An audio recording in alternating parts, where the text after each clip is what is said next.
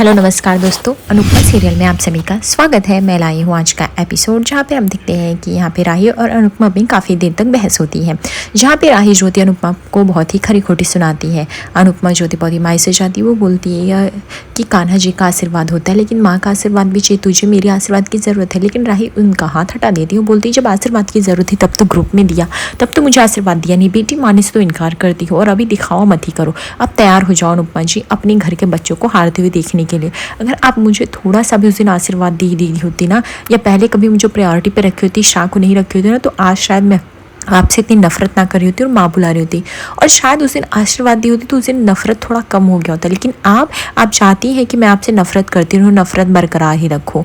आप कैसी माँ है? आप वो तोशु किंजल ये सब आपको जितना सुनाते हैं आपका प्यार उतना ही बढ़ता है। वो झूठे मक्कारों के लो मेरे लिए कोई जगह नहीं है।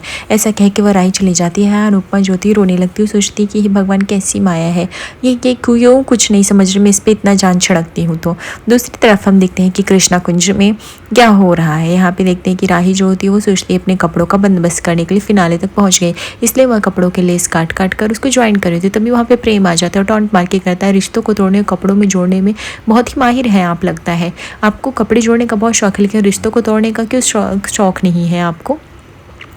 आप अपनी माँ के साथ क्यों अच्छे से पेश नहीं आती? क्यों अपनी माँ से वो आपसे इतना बात करती रहती है? वो बोलती है कि माँ है मेरी उस लायक, वो हमेशा मुझे इग्नोर किया, हमेशा सास को प्रायोरिटी दी, तो मैं क्या ही करूँगी।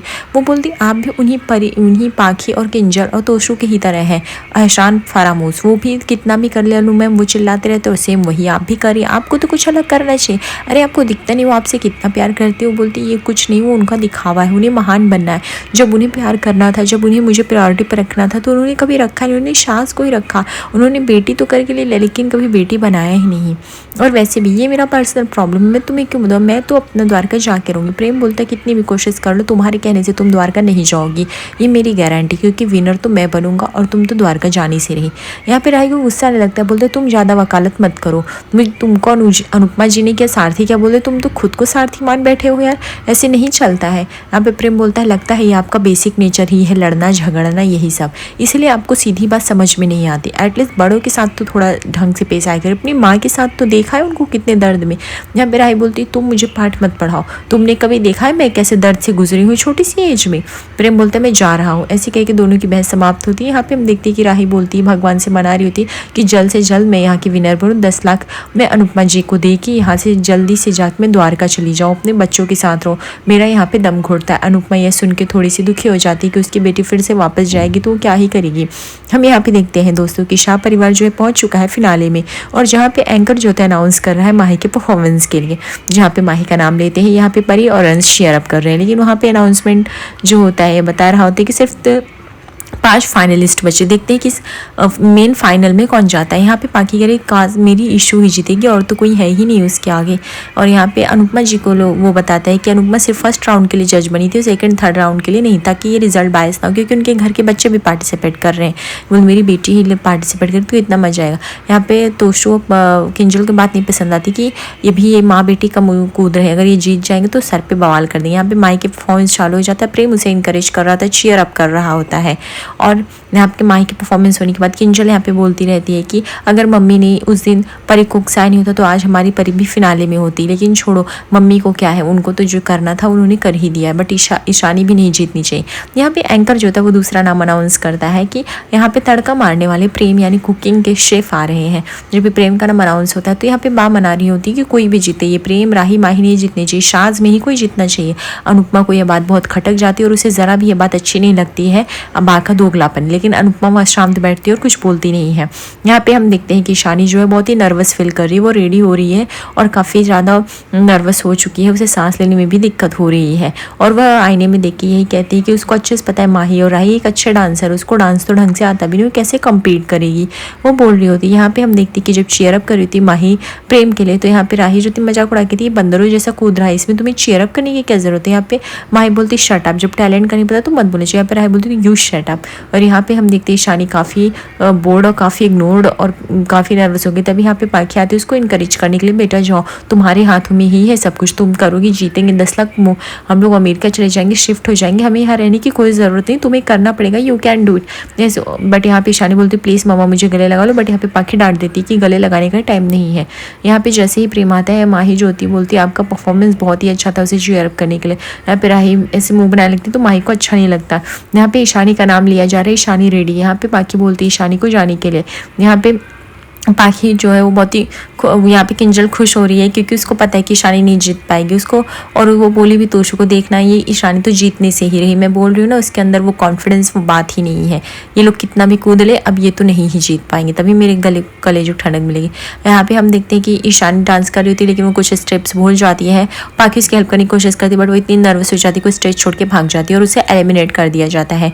माही और प्रेम जो होता है वो ईशानी को देखते हैं और उसको पूछते हैं कि क्या हुआ, लेकिन ईशानी वहाँ से भाग जाती है। पाखी को इस बात से काफ़ी गुस्सा आ रहा है। यहाँ पे एंकर जो है अनाउंस करता है कि ईशानी के नर्वस होने की वजह से हम उसको एलिमिनेट कर रहे हैं, फिनाले में सिर्फ 3 टॉपर्स ही जाएंगे।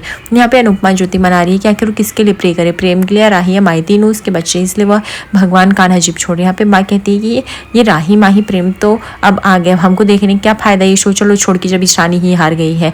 जब ये राही की परफॉर्मेंस स्टार्ट होती है तो माँ बोलती ये क्या बन के आई है बंदरों जैसी, तो यहाँ पे डॉली बोलती है वो पुराने ज़माने की हीरोइन। माँ बोलती बिल्कुल भी अच्छी नहीं लग रही, मुँह बनाने लगते हैं। इस तरह के कमेंट पास होने लगते हैं और अनुपमा सारे कमेंट सुन रही होती है। यहाँ पे जो होते 3 फाइनलिस्ट में प्रेम और माही और राही का नाम होता है। यहाँ पे प्रेम बहुत ही स्माइल कर रहा होता है, बोलता है चलो हम 3 फिनाले में हैं। राही बोलती वेल अच्छा ही है, तुम दोनों को हराने में मुझे बहुत ही मजा आएगा। तो यहाँ पे माही बोलती ज़्यादा ओवर कॉन्फिडेंस मत रखो। राही बोलती मैं ओवर कॉन्फिडेंस नहीं रख रही, मैं बस मुझे किसी को हराना है और वो है अनुपमा जो नहीं पैसे देगी, बाकी कुछ नहीं। तब यहाँ पे लाइट्स कट जाती है और यहाँ पे प्रेम का ब्रेसलेट जो होता है वो राही के दुपट्टे से फंस जाता है और ये को मोमेंट बन जाता है जो कि माही देख लेती है, उसे अच्छा नहीं लगता। यहाँ पे पाखी यहाँ पहुँचती है और ईशानी को भड़ास निकालने लगती है, बोलती है तुम्हें मैंने स्टेप दिखाया फिर भी तुम भूल गई। ईशानी बोलती है ये सब आपकी वजह से, आपको किसने बोला, मैं कर लेती स्टेप दिखाने के लिए, आप मुझे स्टेप दिखा रही थी इसलिए मैं सब कुछ भूल गई, ये सब सिर्फ और सिर्फ आपके वजह से हुआ है। यहाँ पे पाखी बोलती तूने अच्छे से स्टेप नहीं किया, तूने प्रैक्टिस नहीं किया और मुझे बोल। ईशानी बोलती तो क्या ना आप हमेशा मुझे इतना स्ट्रेस देते रहो, आपने तो मुझे गले भी नहीं लगाए जाते टाइम। यहाँ पे पाखी को गुस्सा आने लगता है और वो थप्पड़ ही उठाने वाली होती है कि तभी बीच में माही आ जाती है और वो उसे बचा लेती है। माही बोलती कि प्लीज़ दीदी आप ऐसा मत करो ईशानी के साथ। तभी यहाँ पे पाखी बोलती तू दूर हट, तेरी वजह से ही सब कुछ हुआ, तूने ही और राही ने कुछ मिलकर चाल चला, कोई पट्टी पढ़ाई होगी इसीलिए वो एलिमिनेट हो गए। तभी अनुपमा आ जाती है, वो बोलती तू पागल गई थी, ये तू क्या बोल रही है, तुझे समझ में भी आता है जब कुछ अच्छा काम हो तो ईशानी मेरी बेटी वाह, कुछ गलत काम हो तो राही और माही ने किया, ये कौन सी बड़ी बात। पहले तो तू ढंग से दिख, तूने उसी तरह प्रेशर दे दिया कि वो इतना डिप्रेस्ड हो गई, तू ढंग से परफॉर्म नहीं कर पाए, तुझे तेरी गलती नहीं दिखती पर देख तू, और फालतू बोलना पहले तू बंद कर दे। यहाँ पे पाखी बोलती ये सब मुझे पता है तुम लोग का ही किया धरा है, अगर ईशानी आज नहीं और माही तुम तो छोड़ो ही, तुम तो किसी काम, तुम तीनों एकदम अलग ही हो मेरी बेटी का परफॉर्मेंस खराब करने के लिए जो साजिश रचे। यहाँ पे अनुपमा बोलती बस बहुत हो गया, सब लोग अपने घर जाओ, फालतू बातें यहाँ मत करो। यहाँ पे राही कहती है लोग का फिर से ड्रामा चालू हो गया, ये लोग ड्रामा करते थकते नहीं हैं। यहाँ पे उसके बाद जो थे माही को खरी खोटी सुना देते हैं। यहाँ पे बा बोलती है अब तो ये लोग घर के नहीं, माही जीते या राही जीते हम लोग जा रहे हैं। माही ज्योति बहुत ही रोने लगती है, उसके बाद वो अनुपमा से गले लगा के समझाती है। यहाँ पे प्रेम बोलता है मैम आप आओगे ना हमारे परफॉर्मेंस में। अनुपमा बोलती मैं राही माही और प्रेम के लिए आऊँगी, उन्हें चीयर अप भी करूँगी। आज के हम एपिसोड में दिखेंगे कि जहाँ पे राही का दुपट्टा गिर के जलने वाला होता है, अनुपमा उसे बचा लेती है क्योंकि उसे कल के परफॉर्मेंस में पहनना है 5 फिनाले में।